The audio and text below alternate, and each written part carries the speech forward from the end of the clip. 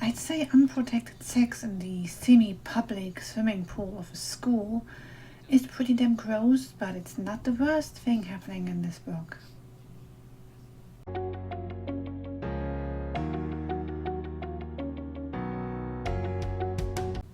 Hey guys, welcome back to my channel. I'm Kat, and today I would like to talk about Parachutes by Kelly Yang. For context, and because I didn't know this term before, parachutes is what they call teenagers of wealthy Asian parents who are sent to the US to live in other people's homes and to study there while their parents remain back home. Overall, this was a pretty damn good book, but it comes with a warning because it goes into quite a few tough topics, like trying to earn your way into university while others can just buy their way in, racism, sexual assault by authority figures, rape, and then just the fairly minor bit of keeping up facades. Claire's parents sent her from Shanghai to California to go to high school there, and for the first time in her life, Claire gets to make all of her own decisions. Her host sister, Danny, is less thrilled to have somebody new living in the small little flat that she shares with her single mom, but they need the money. While Claire enjoys her new freedom, including the most popular or most sought after boy at school taking an interest in her, Danny is doing her best and trying her hardest to earn her way into Yale. Her plans take an unexpected turn when her debate coach offers her private sessions to prepare for an upcoming competition. The POVs alternate between Claire and Danny, and I like both characters a lot. Sometimes I wish they would just talk to each other so they could have saved themselves some drama or found an ally sooner than they eventually do. But they both feel like real people with plenty of their own issues. I'd say given the rich environment that Claire comes from, she's moving into a single room in a small home in a completely new environment pretty well. From what I know from rich people, you would get a lot more complaining had they been put in the same circumstances, but Claire's just too happy about her freedom, I think, to worry too much about that. She starts off as a bit upset, but that's more because she left her then boyfriend behind in Shanghai and it wasn't really her decision to move in the first place, but she gets used to it soon enough.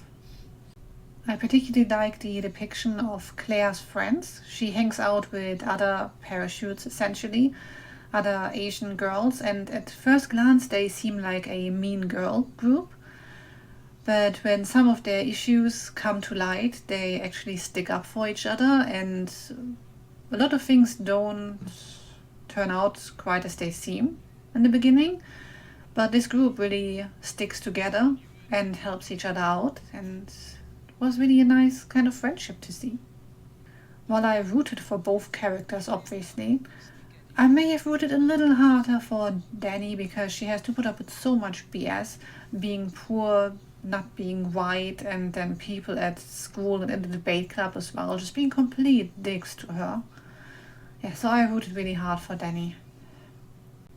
I don't want to put too many spoilers in here because this book is just worth a read and you should find out for yourself. But there are instances of casual racism in it that just completely baffled me. And I think I can recount one example without giving away too much.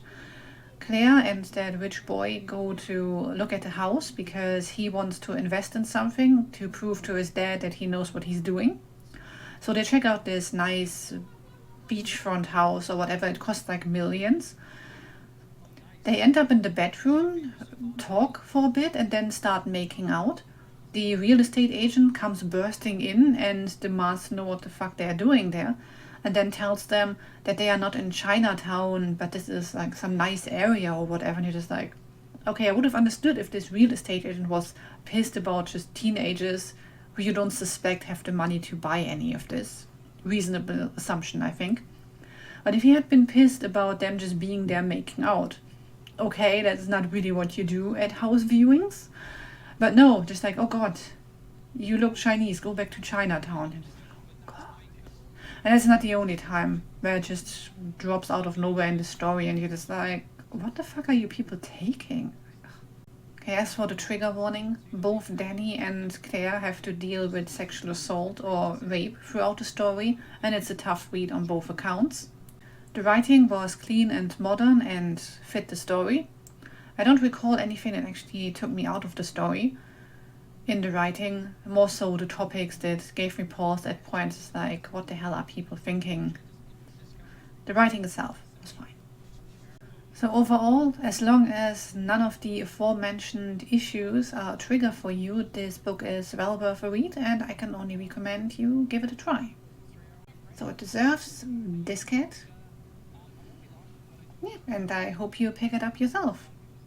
Let me know in the comments in which country you would have wanted to go to school had you had the opportunity during school time. I think for me it would have been maybe Japan. Yeah, maybe Japan or Canada. Like and subscribe if you want to help this channel out, and thank you guys for watching. I'll be back next week with another video. Bye guys!